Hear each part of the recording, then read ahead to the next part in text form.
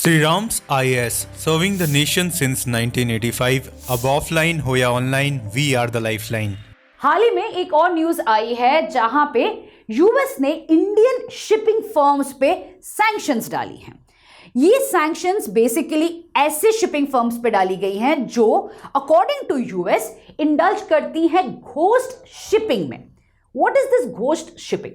Ghost shipping होता है जहां पे एक ऐसा शिपिंग फर्म बिना कोई फ्लैग, बिना अपना जीपीएस ऑन करे, वो अपने ओरिजिन स्टेट या ओरिजिन लोकेशन को न बता के ऐसा कुछ चीज शिप करता है, something which is not openly revealed in any documentation. यहां तक कि वो मिड ओशन कहीं पे ऐसे छोटे आइलैंड में शिप टू शिप ट्रांसफर भी कर सकता है वो गुड्स, ताकि कोई भी स्टेट एक्टर को न पता चले कि वो शिपिंग कंटेनर या शिपिंग फर्म क्या एग्जैक्टली शिप करता है। ये जो घोस्ट शिपिंग था एक जमाने में it was what non state actors used to do for shipping weapons, drugs and even human trafficking के लिए। आज के दिन जो यूएस ने सैंक्शंस डाली हैं इंडियन फर्म्स पे, जैसे कि गबारो हो जाए या अटलांटिक नेविगेशन फर्म हो जाए, उन सारे फर्म्स में इसीलिए लगाई हैं क्योंकि इन फर्म्स में ये मतलब ब्लेम किया गया है कि वो घोस्ट शिपिंग करते हैं to ship Iranian petrol. Now Iranian petrol is a very interesting thing, क्योंकि 1 अक्टूबर में जब ईरान ने इजराइल पे अटैक किया था, मिसाइल्स लॉन्च की थी, उस समय पे यूएस ने ईरान के पेट्रोल एक्सपोर्ट पे फिर से सैंक्शंस डाल दिया था और कोई भी शिपिंग फर्म जो ईरान के पेट्रोल को शिप कर रहा था, ट्रेड के लिए यूज कर रहा था, उस पे सैंक्शंस डाल रहा था यूएस। अब यूएस का मानना है कि यही पेट्रोलियम ट्रेड से ईरान अपना जो न्यूक्लियर प्रोग्राम है या आज के दिन ड्रोन, मिसाइल या जो वेपन प्रोग्राम है उससे फंड करता है और वही वेपन्स यूज करता है अगेंस्ट इजराइल, जिसके वजह से एक वाइडर जियोपॉलिटिकल कॉन्फ्रंटेशन आने लगा है। And that is what US has started doing.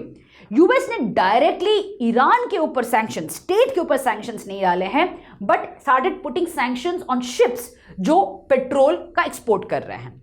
अब यहां पे जो इंडियन शिपिंग फर्म्स का जो घोस्ट शिपिंग का ब्लेम आया है, ये माना जा रहा है कि इंडियन शिपिंग फर्म्स ये पेट्रोल को कहीं बताते हैं कहीं और जा रहे हैं, बट घुमा फिरा के दूर दूर कंट्री पे हॉल्ट करते हुए it is coming back to Asia. ये भी माना जा रहा है it is coming to India and directly India पे उंगली ना उठा के US is putting sanctions on these particular shipping firms, saying that these are involved in ghost shipping.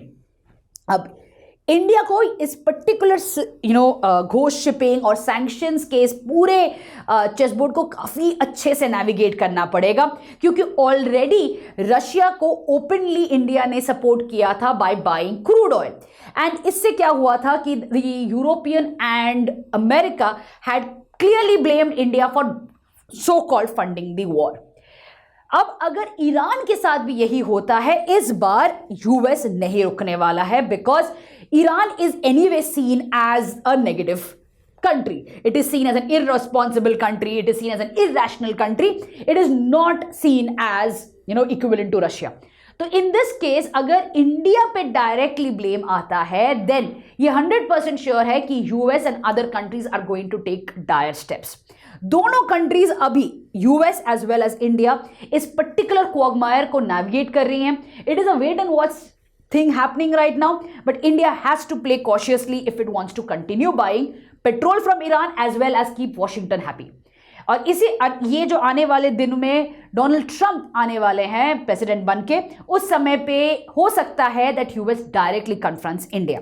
So India has to of course cautiously do it, और ऐसे ghost shipping के द्वारा India has to get more maybe countries या more partners involve with it.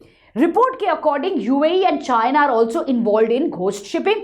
UAE is buying these petrol and selling at a cheaper rate in other countries, जो पहले Russia के साथ India, Turkey और China ने किया था, जिनको लॉन्ड्रोमैट कंट्रीज कहा जाता है।